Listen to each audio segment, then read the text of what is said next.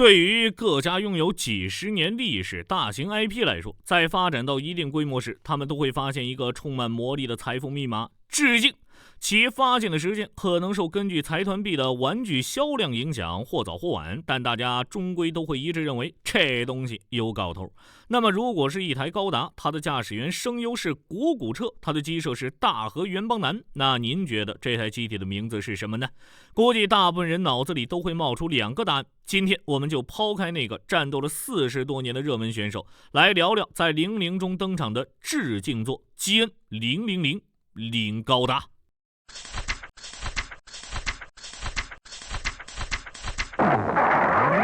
这个连名字带番号顶着4个0的零高达，也是天人最早开发的高达，也被称为第一世代高达。AD 2301年，为了进行机体的实战测试，零高达由利冯兹·阿尔马克驾驶，介入当时库尔吉斯共和国与阿扎迪斯坦王国之间的库尔吉斯战争，在短短数秒之内击毁数台 MS-1204 长臂式，首次也是唯一一次使用基恩羽翼，同时救了当年仅11岁的刹那，成为了机性恋刹那人生中见到的第一台高达，也算是变相成为主角的性启蒙老师了。最终这件事也成了他担任高达驾驶员的契机。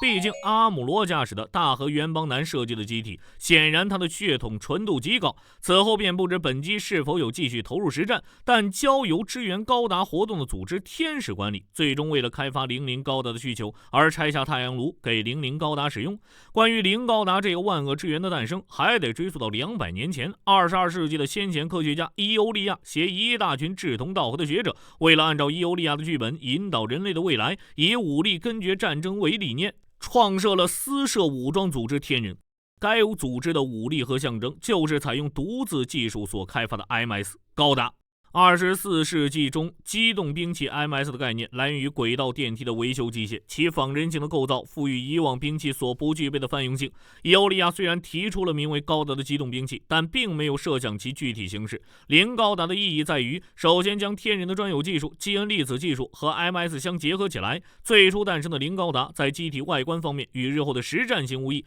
只不过配色是非常朴素的灰色，有点像 RX78 系列的3号机基3高达。作为第一世代的高达，同时也是后来所有高达的原型，零高达最具一个革命性的特点在于，它成功的将基恩粒子作为一种武器来使用，以释放高压缩粒子的形式，就可以利用它的高热和动能来产生杀伤效果，运用在射击、格斗甚至是防御上，这也使得基恩粒子的运用面更加多样化。零高达当时就已经完成包含机体中央搭载基恩太阳炉，可以使用光束兵器以及具有颈部天线等基本形态，但由于基恩太阳炉相关的辅助器材尚未小型化，因此背后的锥形组件比起后来的能天使高达等第3世代高达大上许多。在机体中央搭载基恩太阳炉到第3世代高达都继承了这种配置方式。机体头部为具备高达特征的双眼式摄影机构造，标准的 V 字天线以及额部中央的感测器等，皆可以看出零高达已经确立高达系的头部基本构造。身躯中央配置基恩太阳炉，由于辅助机械并未小型化，因此整体看起来比第3世代等高达较大。颈部配置有控制粒子用的颈部天线，脚掌内侧装设有基恩推进器，内藏固定机体用的钩爪。零高达的驾驶舱基本构造与后继的第3世代高达相近，装备可由头枕内拉出的瞄准器，即使是远处也能进行精确的射击。作为测试机体，零高达的武器配置相对比较简单，基本就是对标了 UC 量产机的标配3件套，但是基本是之后各种类型基恩兵器的技术源头。其中主武器被称作光束枪，值得注意的是，初代光束枪并没有内藏基恩电容器，功能完全依赖位于本体的太阳炉。虽然相较于后世代的高达的各种光束兵器，无论在威力、精度还是连射性能上都没有什么可比性，但是在测试过程中却表现出了结构简单、可靠性高的优点。零高达的格斗用兵器是光束剑，其使用功能和收纳方式和后期技术成熟的发展型并无太大差异，只是为表示基恩光束剑原型的身份，名字上没有加上基恩。零高达的实体盾名为高达盾，其原理是在盾表表面一碳钢的基础上施加基恩立场，从而获得了兼顾对热能和动能杀伤的双重防护性能。这也可以视作是在此基础上简化粒子消耗量的基恩立场和借鉴了粒子附着技术而开发的基恩键的技术源头。高达盾的缺点是重量相当大且消耗数量不菲的粒子。零高达还拥有名为基恩羽翼的特殊技能，可释放大量基恩粒子，通过颈部天线的控制，形成类似巨大天使翅膀的视觉效果。基恩羽翼不仅增加了机体在空中的安定度，且释放出大量浓密的粒子，可以扰乱敌人通讯。虽然试验性的搭载在第一世代的高达上，但由于粒子消耗量太大，最终后继的第二世代与第三世代高达皆不采用。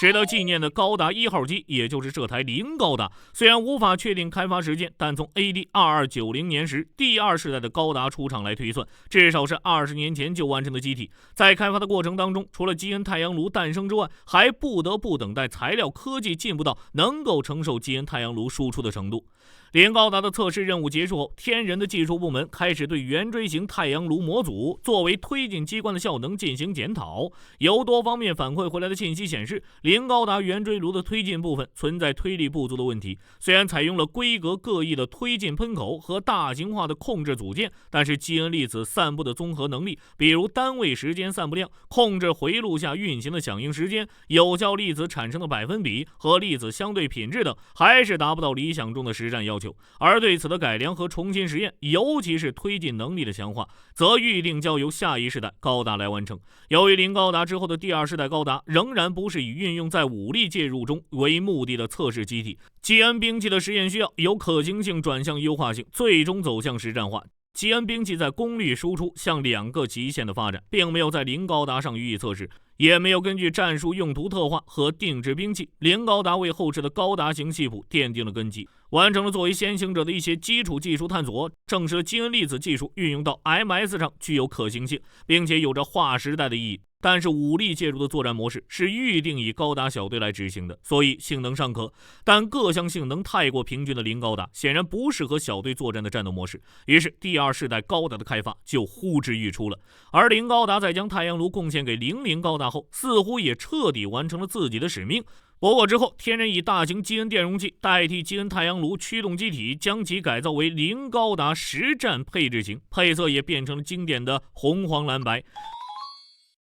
虽然以零高达的性能加入实战是不可能了，不过依然可以作为托勒密的自卫武器使用。AD2312 年，在天人组织进行殖民地形外宇宙航行母舰天人号托勒密号2靠港时，为防御准变革者势力，以大型自杀式攻击机加格攻击托勒密号2。拉塞艾恩驾驶上零高达进行防卫战后，因粒子储蓄罐粒子耗尽，拉塞又身体不支而吐血，弃机返回托勒密。之后00高达与新人声优苍月生驾驶的再生高达决战后两败俱伤，于是阿姆罗异世界同位体夺得00高达身上的原型基恩太阳炉，找到了被拉塞遗弃的零高达实战配置型，在短时间内展现出逆天的 DIY 能力，把抢来的基恩太阳炉装回了零高达身上，与随后赶来的刹那驾驶的能天使高达 R2 进行决战，上演了一场罕见的在真女主角与初恋情人之间展开的最终战。最终刹那以能天使高达 R2 击败了利冯兹的零高达，但能天使高达 R2 同样受到了严重的损坏，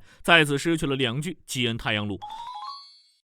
不过既然零高达梗的是元祖，机设还是大和元邦男老师，那自然就少不了 MSV 迷雾，来自 UC 地球联邦的怨念物全装甲形态的登场。因此本机存在以全身增装基恩复合装甲与一系列武装的基恩000 FA 全装甲型零高达强化方案，基本还原了 UC 地球联邦的一切梦想，在保持运动性不变的情况下，同时提升火力与防御力。这样的进化对于 MS 开发者来说几乎是梦寐以求的，但是这套完美的追加升级装备的背后，却有着基恩粒子消耗过多这一致命缺点。因为零高达作为第一世代的机体，本身具有较强的实验意味，因此受本身基础结构的限制，在后世代机体中广泛使用的大容量小体积基恩电容无法用到全装甲零高达上，而且追加装备中也没有配备相应的基恩电容器。